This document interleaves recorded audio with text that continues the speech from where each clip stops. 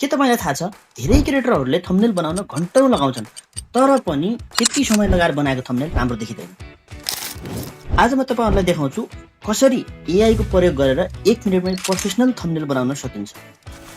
पूरा प्रोसेस जान्नको लागि भिडियोमा अन्तिमसम्म बनिरहनु होला।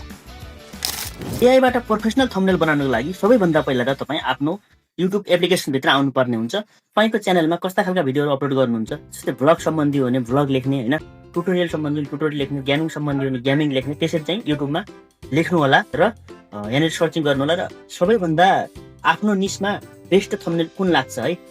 जस्तै मानौ मलाई चाहिँ मेरो ट्युटोरियल सम्बन्धी हो हैन, मैले चाहिँ यो फोटो यस्तै थम्बनेल बनाउन चाहन्छु तर अलि अर्कै तरिकाले है। मैले चाहिँ यसलाई स्क्रिनशट लिएँ यसरी। तपाईहरुले पनि मैले जसरी गर्छु त्यसरी नै गर्नु होला। फोटोको चाहिँ स्क्रिनशट लिइसकेपछि त्यसपछि हामी जानुपर्ने हुन्छ ChatGPT मा है। ChatGPT मा गइसकेपछि यहाँनिर यो फोटोको आइकन छ, यसमा एकपटक ट्याप गरेर यहाँनिर यो फोटोजको अप्सनमा सिलेक्ट गरेर हामीले चाहिँ अघि स्क्रिनशट लिएर ठ्याक्कै फोटो मात्रै क्रप गरेर राख्नु होला र त्यो फोटोलाई यहाँनिर सिलेक्ट गर्नु होला है। यहाँनिर फोटो अपलोड गरिसकेपछि यहाँनिर यो आस्क एनिथिङ मा हामीले प्रम्प्ट दिनुपर्ने हुन्छ है। एउटा सानो प्रम्प्ट लेख्नुपर्ने हुन्छ। जस्तै यहाँनिर म लेखेको छु म यस्तै थम्बनेल बनाउन चाहन्छु एआई बाट, मलाई यो फोटोको प्रम्प्ट देऊ भनेर है। त्यसपछि मैले चाहिँ यो एआई मा दिएँ। इंग्लिशमा पनि सोध्न सक्नुहुन्छ र नेपालीमा पनि त्यसरी सोध्न सक्नुहुन्छ। एआई ले पुरै काम बुझ्छ है। त्यसपछि यहाँनिर देख्न सक्नुहुन्छ एआई ले चाहिँ यहाँनिर ठ्याक्कै प्रम्प्ट दियो हामीलाई है। अब यसलाई चाहिँ हामीले यहाँबाट कपी गर्नुपर्ने हुन्छ। सिलेक्ट टेक्स्ट गरेर है यसरी सट्ट हामीले यसलाई चाहिँ कपी गर्नुपर्ने हुन्छ।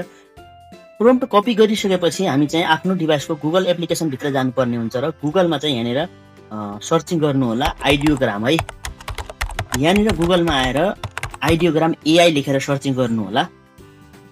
त्यसपछि यहाँनिर यो पहिलो वेबसाइट खुल्छ,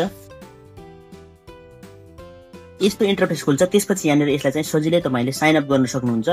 यदि एप्पल आइडीबाट पनि गर्न सक्नुहुन्छ, माइक्रोसफ्ट आइडीबाट पनि गर्न सक्नुहुन्छ र गुगलबाट पनि गर्न सक्नुहुन्छ। म चाहिँ कन्टिन्यू विथ गुगल गए है।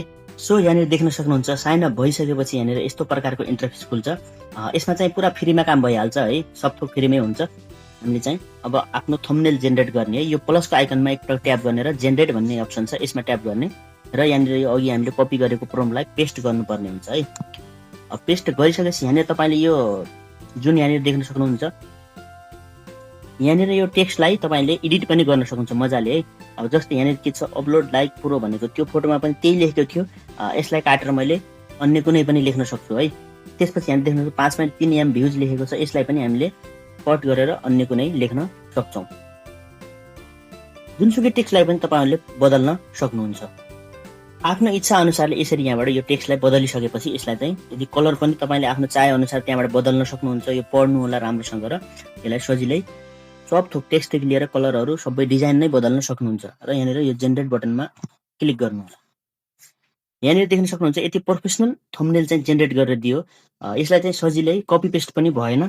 यसलाई चाहिँ सजिलै तपाईले आफ्नो भिडियोमा युज गर्न सक्नुहुन्छ। एउटा कुरा खास के भने एआई ले जतिखेर पनि यदि जेनेरेट गर्दाखेरि फरक नयाँ डिजाइनमा जेनेरेट गर्छ, उही पुरानो डिजाइनमा जेनेरेट गर्दैन। त्यसकारणले हाम्रो थम्बनेलहरु कुनै पनि कपिराइट इस्यु या सेम देखिने खालका हुँदैनन्। यहाँनिर देख्न सक्नुहुन्छ फरक 4 वटा यसले जेनेरेट गरेको दिएको छ।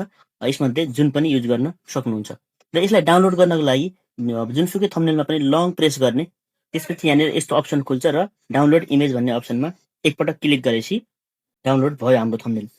सो साथीहरु कस्तो लाग्यो आजको जानकारी? यस्तै टिप्स एन्ड ट्रिक्सहरुका लागि च्यानललाई सब्स्क्राइब गर्न नबिर्सनु होला र आउँदो भिडियो कुन ट्युटोरियलमा चाहनुहुन्छ कमेन्ट बक्समा आफ्नो प्रतिक्रिया दिन नबिर्सनु होला। हस्त जय नेपाल।